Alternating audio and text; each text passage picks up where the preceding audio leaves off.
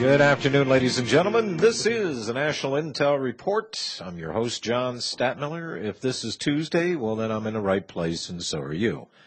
Bob Chapman and Robbie Noel will be coming up in just moments. And I've got a surprise person of interest to bring on the broadcast for a few minutes today to let you know more about the Elected Representative Network that is coming online very, very, very soon. How soon? ASAP, as soon as humanly possible. Hold on here. Okay. Transfer her. And we got Bob, we got Robbie. Mr. Chapman, are you there? Hello, Mr. Chapman. Not there. I'm sorry? No, put... You ever want to see a woman confused? Multitasking 4 or 5 things at the same time. Okay, do we have Bob? We got You Bob. have me. Hey! What do I do with you? Oh, well, thank you, Mr. Chapman. How That's are what you? they call basura, which means trash.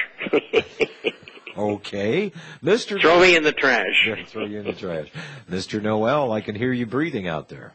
It means I'm alive, I guess. Well, it's, hey, any day today that you spend vertical is a good day. Yes. Yeah.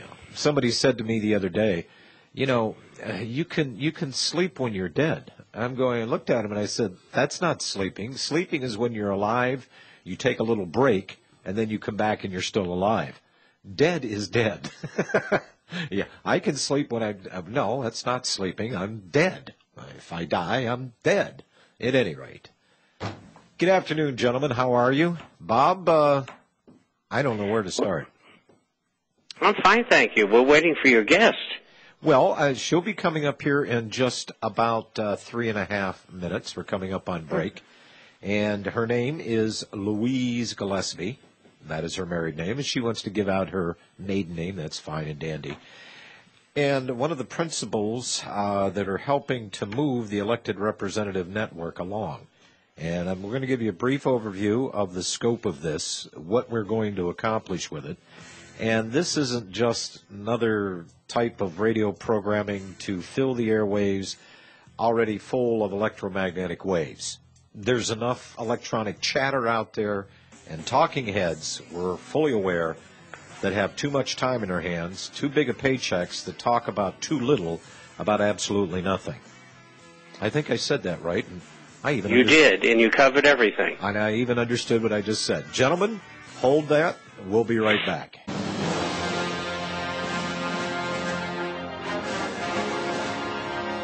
Get ready for Real Talk Radio.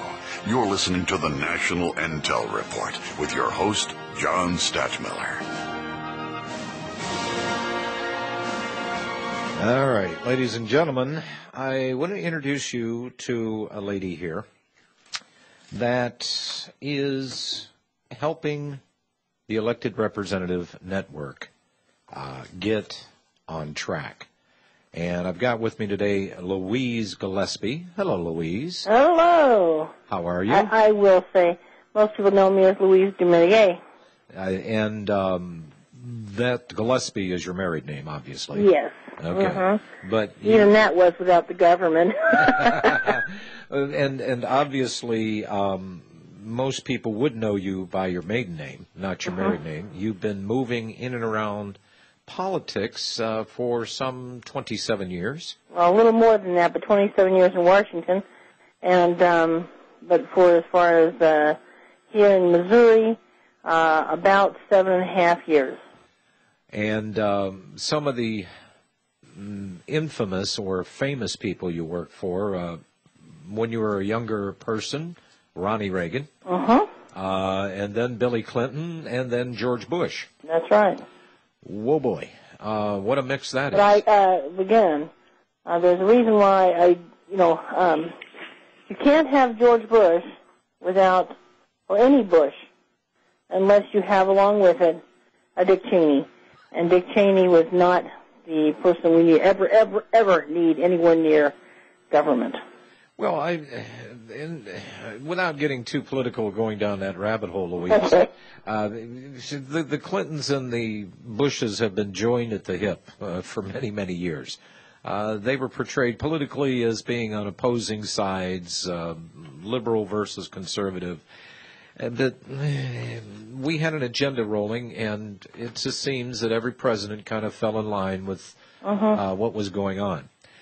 Now, I'd agree with that. Now, having said that, our Congress critters in Washington, D.C., the District of Criminals, is out of control.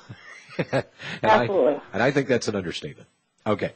So what we are going to attempt to do here, first by starting the elected representative network, which most of the funding is there, correct?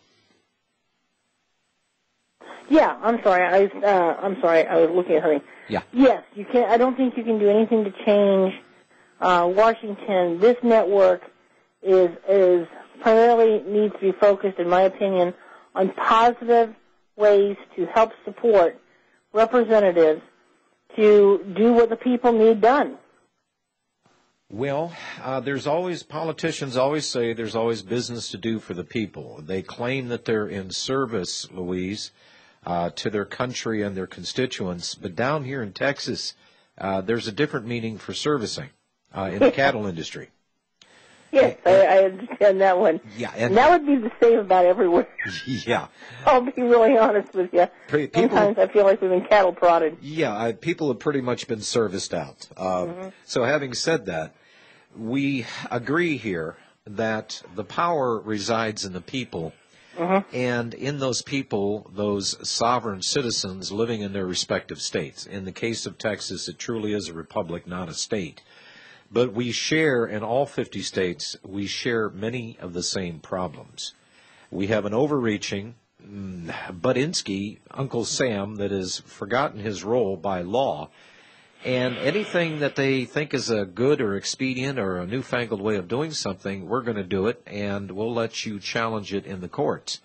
Well, I mean, yeah, like I got it's their courts. Yeah, they already win. Exactly. There you go. It's their courts. It's their ball game. Isn't it nice to know that you can play with somebody who owns the team, owns the ball, owns the court, and you're going to get a fair shake at that game? Well, I wouldn't buy into that one. Well, that's an interesting analogy you bring up, because I use the same one, only I put it that we're one team. We're playing by the set of rules, goodness and honesty and ethics and morality and all those bygone things of another era. And we keep getting slaughtered on the field, and we can't figure out why. Well, they're operating by a totally different rule book. They have the rule book. Exactly. Have you ever played a game with somebody where the entire time you're sitting here playing the game keeps changing? Yeah, because they have all the rule book. Yeah, they made the rule book, and they can change it. You never win because you never can stick to a rule that you can follow. Well, and lawfully and by law, it's the Constitution. And that's what we're going to emphasize, and that's what we're going to have people moving toward. And more importantly, there is no direction in this country. And I mean, we've got a lot of people, we've got a lot of chiefs out there running their own thing. We don't have enough Indians. Absolutely. I would agree with that one.